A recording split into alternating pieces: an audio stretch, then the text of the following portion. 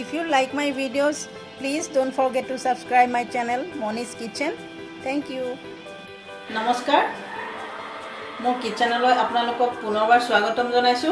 আজি এটা নতুন ৰেচিপিৰ সৈতে মই উপস্থিত হৈছো। আজি মই দেখুৱাম খুব সহজতে হোৱা এবিধ ৰেচিপি মছলা ভেন্দি। নৱা ষ্টাইলত বনা এই ৰেচিপি বিধৰ বাবে আমি লম ভেন্দি, সৰু সৰু কোমল ভেন্দি, কাটি লোৱা পিয়াজ, গোটা জিৰা,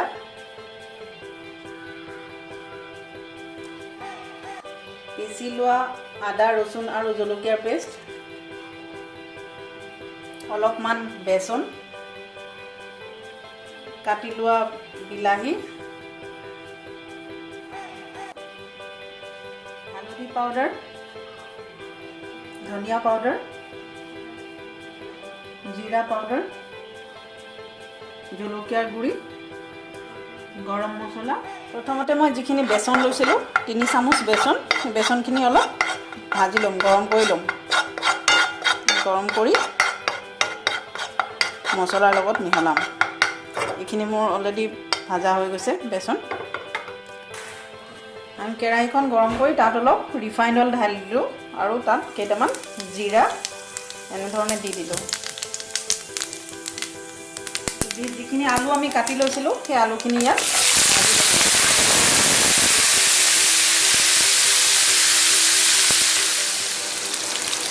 আলুখিনি অলপ ভাজি ল'ম।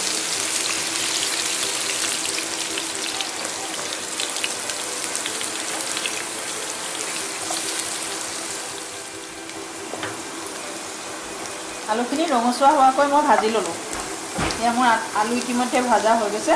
এইখিনি এতিয়া মই নমাই থ'ম আৰু এই তেলতে ভেন্দিখিনি ভাজি ল'ম। কাটি থোৱা ভেন্দিখিনিত মই এনেধৰণে অকণমান নিমখ আৰু হালধি মিহলাই লৈছিলোঁ। সেইখিনি এতিয়া মই গৰম কৰি থোৱা তেলত ভাজিম।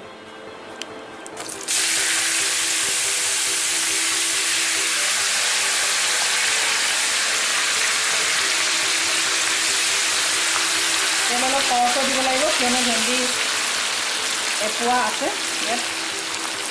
এইখিনি সম্পূৰ্ণৰূপে এবাৰতে ভাজিব পৰাকৈ তেল অলপ সৰহকৈ দি ল'ব লাগিব।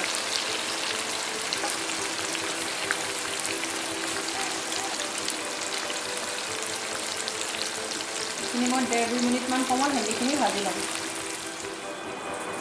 ভেন্দিখিনি ভজা হৈ গৈছে মোৰ। এইখিনি এতিয়া মই উঠাই ৰাখিম।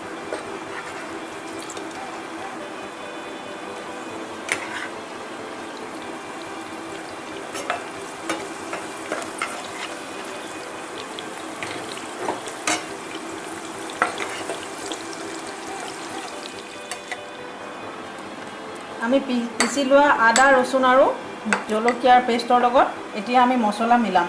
যিখিনি মছলা লৈছিলোঁ তাৰ পৰা আমি মিলাম।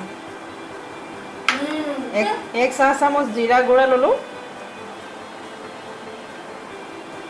1 চাহ চামুচ ধনিয়া গুড়া,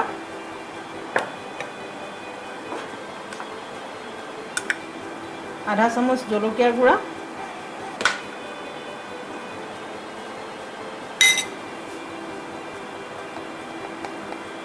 আধা চামুচ হালধি গুড়া,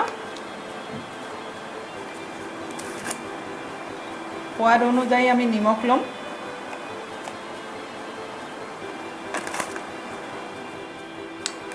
এই মছলাখিনি দিয়াৰ পিছত ইয়াত মই অকণমান পানী দি দিম। পানী দি ভালকৈ মছলাখিনি মিলাই ল'ম। মছলাখিনি এনেধৰণে মিলোৱাৰ পিছত ইয়াত মই ভাজি লোৱা বেচন 1 চামুচ মিলাই দিম। 1.5 চামুচ বেচন এই মছলাখিনিৰ লগত মিলাই দিলোঁ। মছলাখিনিৰ লগত বেচনটো মিলোৱাৰ কাৰণটো হৈছে যিটো গ্ৰেভি বনিব, গ্ৰেভিটো অলপ ডাঠ আৰু সোৱাদযুক্ত হ'ব। ভাজি লোৱা বেচনৰ এক বেলেগ ফ্লেভাৰ আছে, সেই ফ্লেভাৰটো গ্ৰেভিত আহি যাব। এইখিনি আমাৰ মছলা ইতিমধ্যে মিহলোৱা হৈ গৈছে। তেলত আমি কাটি থোৱা পিঁয়াজখিনি দি দিম। প্ৰথমতে কাটি লোৱা পিঁয়াজখিনি তেলত দি অলপ ভাজিম।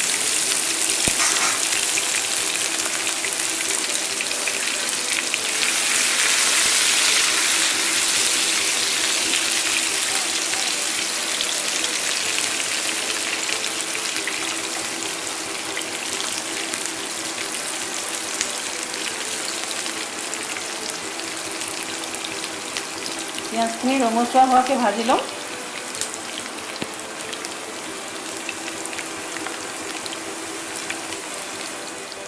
পিঁয়াজখিনি ভাজা হৈ গ'ল। তাত মই মিশ্ৰণৰ যোনটো মছলাৰ মিশ্ৰণ, সেই মিশ্ৰণটো ইয়াত ঢালি দিম।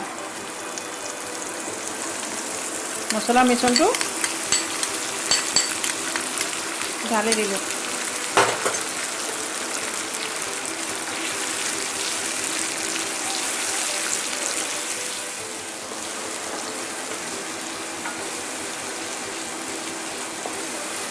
মছলাখিনি ঘনাই ঘনাই লৰাব লাগিব,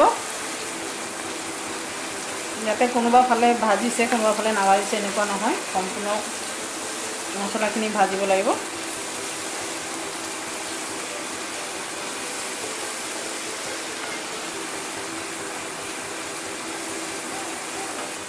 মছলাখিনি ঠিক এনেধৰণে ভাজি লোৱাৰ পিছত তাত আমি কাটি লোৱা বিলাহীখিনি দি দিম।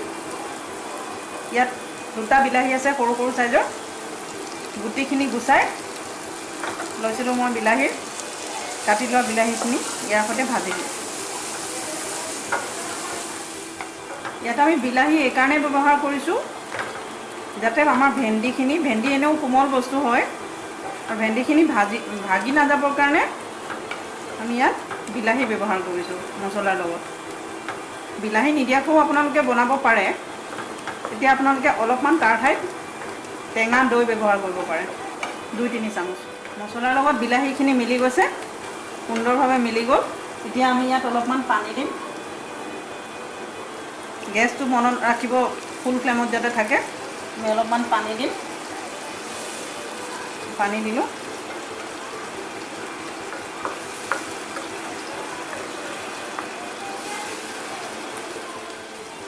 এতিয়া মই ইয়াত মছলাখিনিত ভাজি লোৱা আলুখিনি দি দিলোঁ।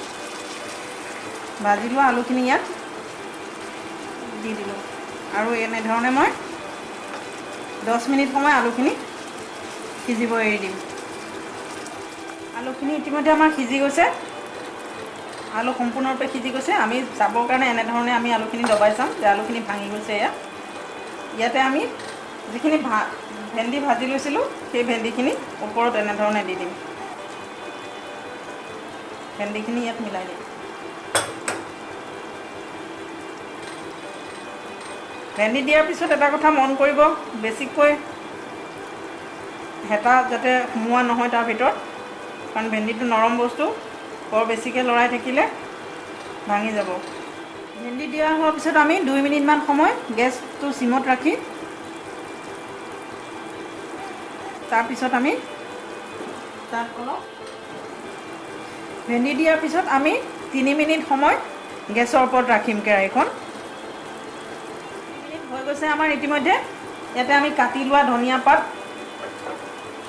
ধনিয়া এনেধৰণে ইয়াৰ ওপৰত ছটিয়াই দি গেছখন বন্ধ কৰি দিম।